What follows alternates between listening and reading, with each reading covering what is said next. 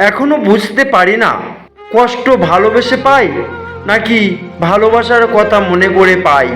প্রিয় মানুষটার সাথে কথা না বলে থাকাটা সত্যিই খুব কষ্টের। মনের মতো মানুষ পেলে শুধু প্রাক্তনকে কেন, পুরো অতীতটাকেই ভুলে থাকা যায়। মন থেকে যাকে একবার ভালোবাসা যায় তার থেকে দূরে থাকা যায় ঠিকই, কিন্তু ভুলে থাকা যায় না। এখন বুঝলাম হাসতে শেখানো মানুষটাই একদিন কাঁদিয়ে চলে যায়। হারানো মানুষটা ফিরে আসলেও ভালোবাসা আগের মতো থাকে না। কারো মনে ভালোবাসার অনুভূতি গড়ে তুলে তাকে ছেড়ে চলে যাওয়া মানে হলো হত্যার সমান।